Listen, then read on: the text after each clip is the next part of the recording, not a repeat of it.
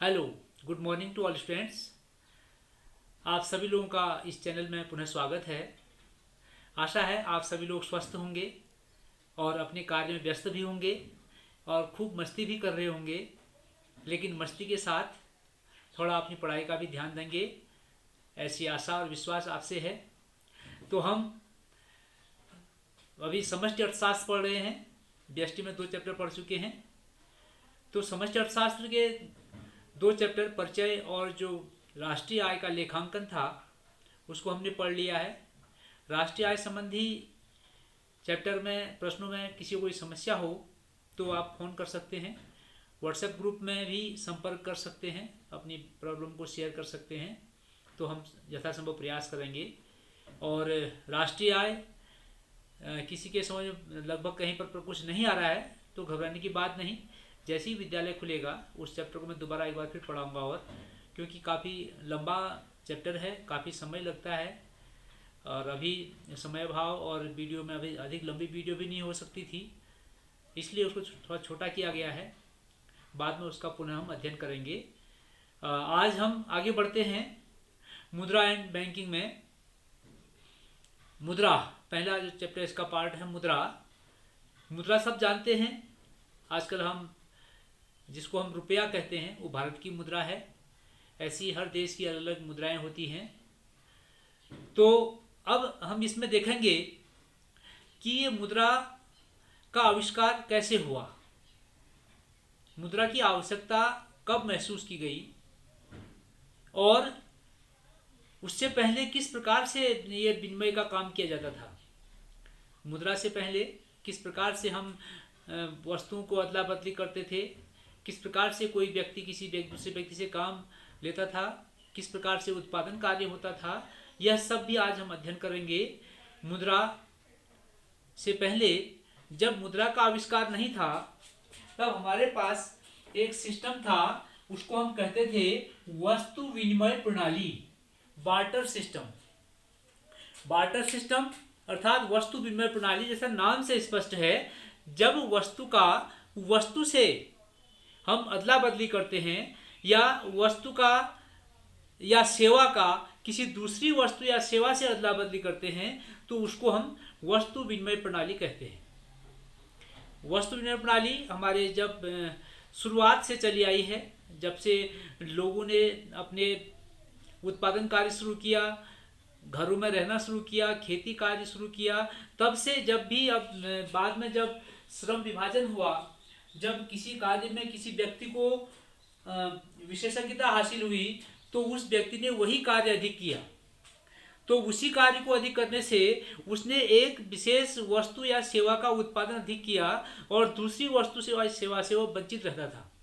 तो ऐसी स्थिति में उन लोगों ने आपस में समझौता किया कि ठीक है, तू खेती अच्छा कर रहा है, एक व्यक्ति तो खूब खेती करना, तो हमको चावल देना, गेहूं देना, अनाज देना, उसके बदले हम जो पशुपालन कर रहे हैं आपको दूध दही या इस प्रकार की वस्तुएं देंगे, या जो कोई सब्जी उगा रहा है वो सब्जी देगा उसको।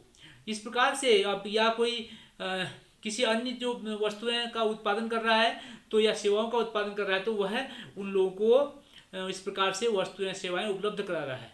तो यहीं से जो अदला बदली का काम शुरू हुआ उसको हम अर्थशास्त्र की भाषा में विनिमय कहते हैं, एक्सचेंज। विनिमय या एक्सचेंज, अदला बदली। तो वस्तु विनिमय प्रणाली क्या है? एक वस्तु या सेवा का दूसरी वस्तु या सेवा से प्रत्यक्ष विनिमय, जब सीधा विनिमय होता है उसको हम वस्तु विनिमय प्रणाली कहते हैं। इसको हम अदला बदली भी कहते हैं, अदला बदली सिस्टम भी कहते हैं। जब हम अदला बदल कर लेते हैं, अदला बदली सिस्टम या प्रणाली, एक की जगह दूसरी चीज को ले लेना, यह वस्तु विनिमय प्रणाली थी। यह काफी समय तक चलती रही, लेकिन अब एकदम वस्तु विनिमय प्रणाली से हम मुद्रा की व्यवस्था में कैसे आ गए, इस बात को सोचना है कि जब तक वस्तुएं के बदले सेवाएं जो विनिमय हो रही थी तो हम मुद्रा की ओर कैसे आ गए। अब देखिए, इसके लिए जब हम वस्तु विनिमय प्रणाली की बात करते हैं, बार्टर सिस्टम की बात करते हैं, उस समय जो वस्तुओं और सेवाओं की जो व्यवहारिता थी, जो उनकी समाज में जो प्रयोज्यता थी, जो प्रयोग हो रहे थे, वो बहुत कम थे, सीमित मात्रा में थे। सीमित मात्रा में वस्तुएं, सीमित मात्रा में सेवाएं, नई चीज़ों का आविष्कार नहीं हुआ था। तो लोग प्रकृति पर निर्भर थे, प्रकृति से उत्पादन किया, उस पर ही उनका काम चलता था। इसलिए वहीं पर केवल वस्तु विनिमय प्रणाली से ही काम चलता था। जैसे जैसे वस्तुएं बढ़ी, उपभोग की वस्तुएं या सेवाएं बढ़ी, तो अब वस्तु विनिमय प्रणाली में अनेक समस्याएं आने लगी। तो वैसे भी उन समस्याओं को हम देखेंगे कि जो बार्टर सिस्टम था, उस सिस्टम में, या जो वस्तु विनिमय प्रणाली का जो सिस्टम था, उसमें क्या क्या कमियां थी कि हमने मुद्रा की ओर रुख किया, हमने मुद्रा का आविष्कार किया। तो सबसे पहले हम देखेंगे कि वस्तु विनिमय प्रणाली की कमियां क्या थी। वस्तु विनिमय प्रणाली जो है, उसकी जो कमियां थी, जिसके कारण हम मुद्रा की ओर बढ़े, हम ये भी कह सकते हैं कि मुद्रा का आविष्कार क्यों किया गया, या मुद्रा का आविष्कार करने के लिए कौन सी परिस्थितियां उत्तरदायी थी। ये भी हम कहते हैं कि वस्तु विनिमय प्रणाली की जो कमियां थी, उन्होंने ही व्यक्ति को मुद्रा के आविष्कार के लिए प्रेरित किया। तो इसमें सबसे पहला है दोहरे संयोग का अभाव। दोहरे संयोग का अभाव,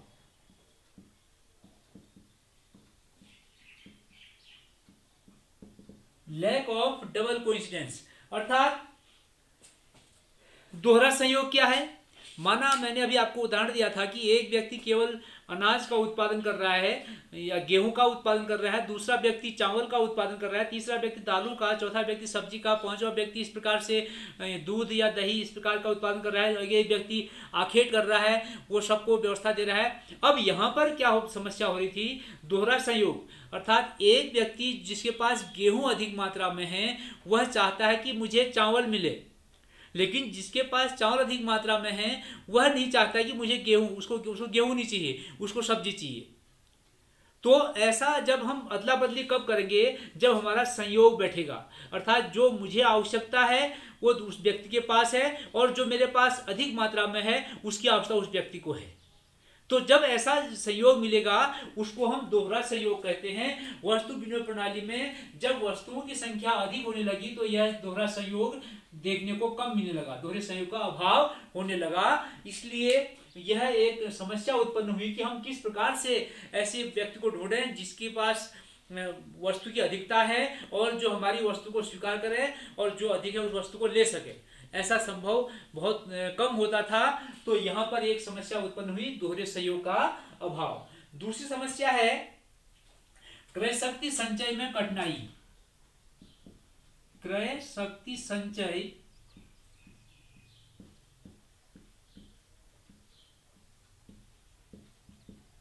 में कठिनाई। अब ये क्रय शक्ति संचय क्या है?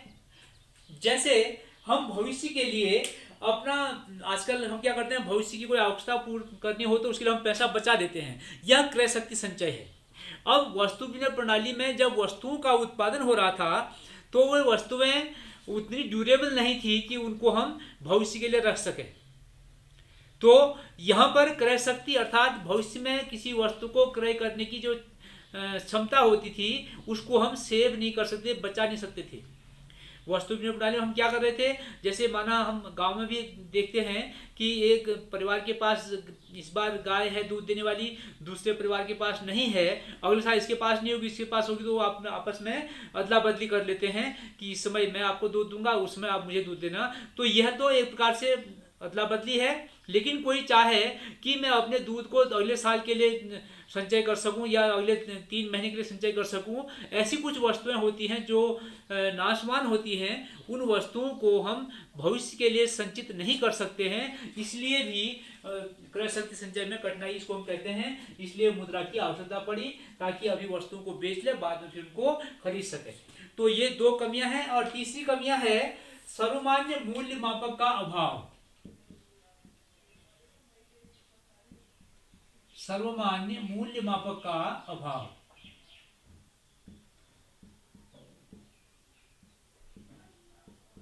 अब सर्वमान्य मूल्य मापक मतलब जो भी व्यक्ति उत्पादन कार्य करेगा, वह अपनी वस्तु का मूल्य हमेशा अधिक आंकेगा, वह अपनी वस्तु को अधिक महत्वपूर्ण समझेगा और उसका मूल्य अधिक आंकेगा। यह एक व्यक्ति की मानसिकता है। हर कोई व्यक्ति अपना मूल्य अधिक आंक रहा है।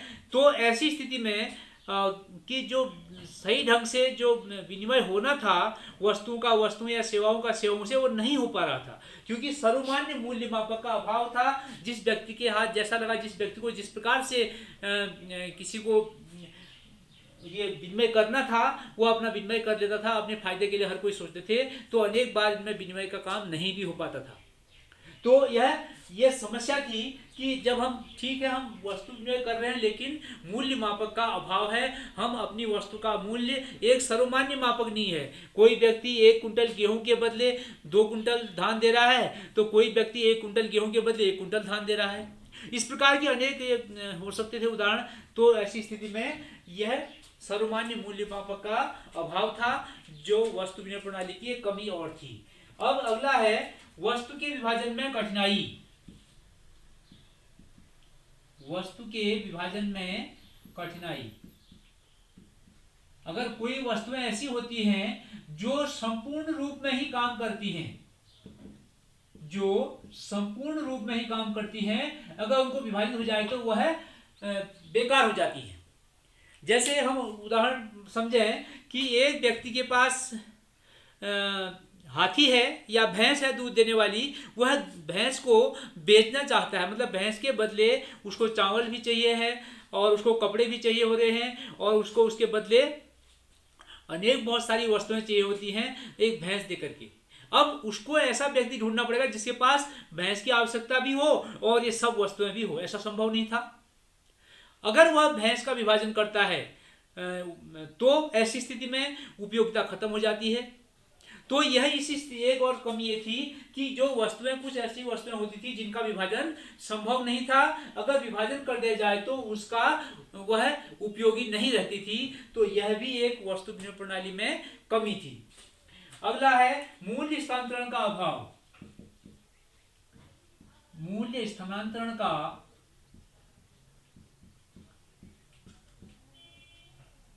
अभाव। अब ये क्या है? जैसे किसी व्यक्ति के पास गांव में बहुत संपत्ति है, घर है और खेत भी है, संपत्ति है काफी। अगर उस संपत्ति को वो चाहता है कि मैं उस गांव में न रह करके कहीं शहर में जाके रहूं, तो उस संपत्ति को वहां से उठा करके या उस घर को उठा के शहर में ले जाना कठिन है, असंभव है। तो यही मूल्य स्थानांतरण है। अर्थात एक जगह जो संपत्ति हमारे पास है, उस संपत्ति को, कुछ जो स्थिर संपत्ति है, स्थिर पूंजी है, उनको हम दूसरी जगह नहीं ले जा सकते हैं वस्तु विनिमय प्रणाली में। वस्तुओं का वस्तु जब विनिमय होता है तो ऐसी स्थिति में तो ये मुद्रा का जो विनिमय प्रणाली थी, वस्तु विनिमय प्रणाली, वह फेल हुई। उसकी कमी एक यह है कि हम अपनी वस्तुओं का मूल्य को स्थानांतरित नहीं कर सकते हैं। अगर हमें कहीं जाना हो तो जो वहाँ की स्थायी संपत्ति है उसको हम दूसरी जगह नहीं ले जा सकते हैं, वो वहाँ बेकार हो जाएगी। अगला है भावी भुगतान में कठिनाई। भावी भुगतान में कठिनाई। अब भावी भुगतान क्या है? जैसे हम उधार लेते हैं वो भावी भुगतान है। जैसे हमने इस बार किसी व्यक्ति से गेहूं लिया, 1 कुंटल गेहूं लिया और उसको वादा किया कि जब अगले साल फसल होगी तो उस समय हम आपको 1 कुंटल गेहूं दे देंगे। लेकिन क्या हुआ कि अगले साल फसल बहुत कम हुई, गेहूं की फसल बहुत कम हुई। तो अब वह 1 कुंटल देगा तो उस समय उस वस्तु की उत्पादन या जो सप्लाई है, जो पूर्ति है, वह कम है, तो उसकी वैल्यू बढ़नी चाहिए, लेकिन वादे के अनुसार उसको तब भी 1 कुंटल ही देना पड़ेगा। तो ऐसी स्थिति में कुछ व्यक्ति घाटे में आ जाते हैं।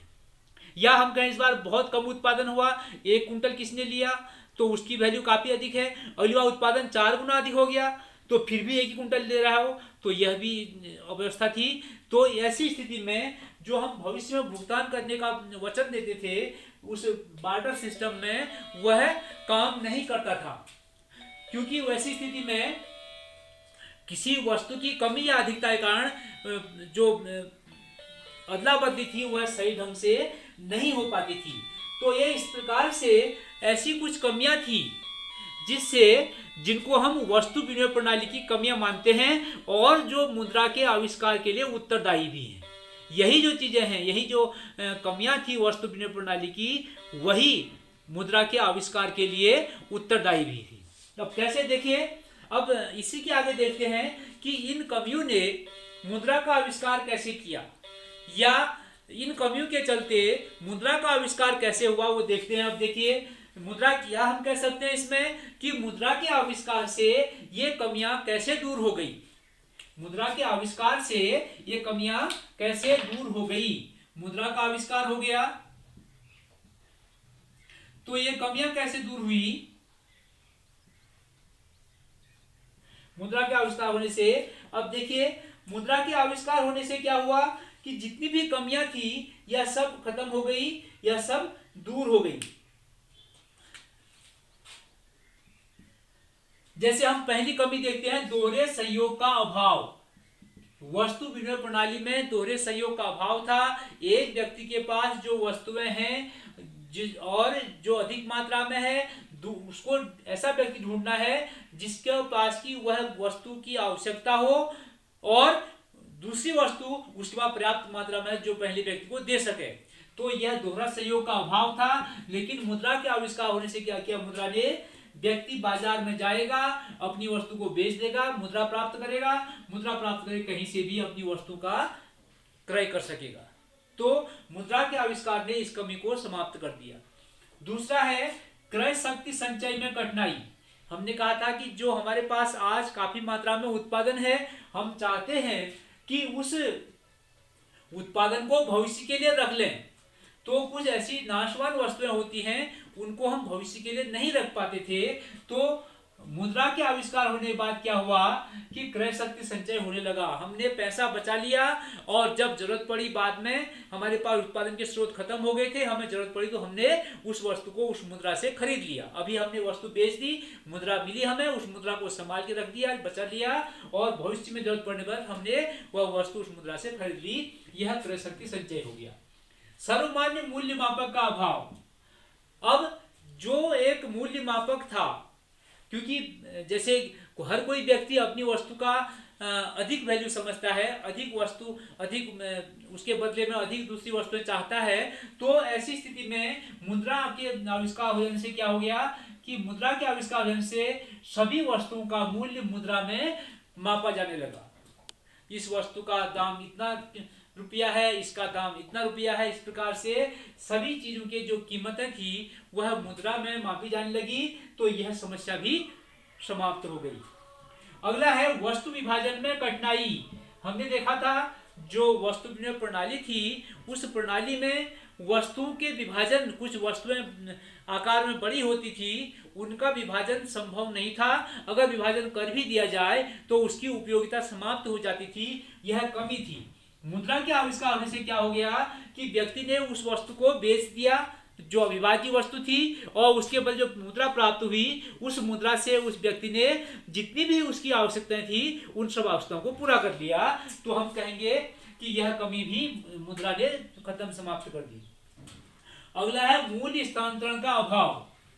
यह वस्तु विनिमय प्रणाली में हमारे पास जो स्थिर पूंजी थी, उस स्थिर पूंजी को हम एक स्थान से दूसरे स्थान तक नहीं ले जा सकते थे।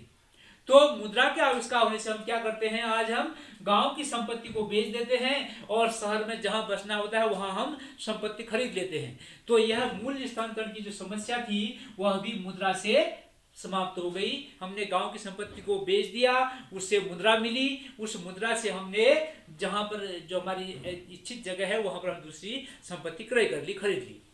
और भावी भुगतान में कठिनाई, यह भी समस्या थी कि हमने आज इस वस्तु का आदान प्रदान किया है, ये वस्तु ली है और इसका हमने भविष्य में देने का, वापस करने का वादा किया है, लेकिन भविष्य में पूर्ति में कमी या अधिक हो जाने से उस वस्तु की जो वैल्यू है वह अधिक या कम हो जाती है। तो ऐसी समस्या से बचने के लिए आज जिस रेट में बिक रहा है हमने बेच दिया, पैसा बचा लिया, जिसको मुद्रा कह रहे हैं। तो उस मुद्रा को हमने भविष्य में उस वस्तु को खरीदने के लिए प्रयोग कर लिया। तो यह समस्या भी मुद्रा के आविष्कार से समाप्त हो गई। तो इस प्रकार से ये जो वस्तु विनिमय प्रणाली में जो कमियां थी उन कमियों को दूर करने के लिए अर्थात उन कमियों से बचने के लिए ही मुद्रा का आविष्कार किया गया। अब मुद्रा का भी आविष्कार एकदम जो आज की जो करेंसी हमारे देशों में होती है, जैसे भारत में रुपया है, अन्य देशों में अन्य करेंसीज हैं, तो इस प्रकार से एकदम मुद्रा का आविष्कार भी नहीं हुआ। मुद्रा का आविष्कार भी चरणबद्ध रूप से धीरे धीरे हुआ। तो उसको हम अगले लेक्चर में पढ़ेंगे कि मुद्रा का आविष्कार किस प्रकार से हुआ, मुद्रा के कार्य क्या हैं, और फिर आगे हम बैंकिंग पढ़ेंगे। तो यह है आज का जो टॉपिक था कि जो बार्टर सिस्टम है, वस्तु विनिमय प्रणाली है, उसकी कमियां क्या थी। पहला, दोहरे संयोग का अभाव, ये कमी थी। दूसरा, क्रय शक्ति संचय में कठिनाई। तीसरा, सर्वमान्य मूल्य मापक का अभाव। चौथा, वस्तु के विभाजन में कठिनाई। पांचवा, मूल्य स्थानांतरण का अभाव। और छठा, भावी भुगतान में कठिनाई। और जो भी ये समस्याएं थी वस्तु विनिमय प्रणाली की, उन समस्याओं को मुद्रा के आविष्कार से या मुद्रा ने उन समस्याओं को समाप्त कर दिया।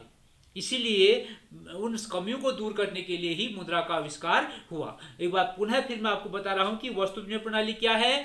वस्तु विनिमय प्रणाली वह व्यवस्था है जिसके अंतर्गत वस्तु अथवा सेवा का दूसरी वस्तु अथवा सेवा से, एक वस्तु अथवा सेवा का दूसरी वस्तु अथवा सेवा से जब प्रत्यक्ष विनिमय होता है, प्रत्यक्ष अदला बदली होती है, तो उसको हम वस्तु विनिमय प्रणाली या बार्टर सिस्टम कहते हैं। तो बार्टर सिस्टम ही मुद्रा के आविष्कार के लिए उत्तरदायी है। हम जैसे कहते भी हैं कि जो आवश्यकता है वही आविष्कार की जननी है। यहाँ पर ये बात यहाँ भी सत्य होती है, क्योंकि जो समस्याएं उत्पन्न हुई उन समस्याओं से निजात पाने के लिए ही मुद्रा का आविष्कार किया गया। तो आज इतना ही। कल हम मुद्रा के कार्य और मुद्रा के प्रकार पढ़ेंगे। तो कल तक के लिए थैंक यू।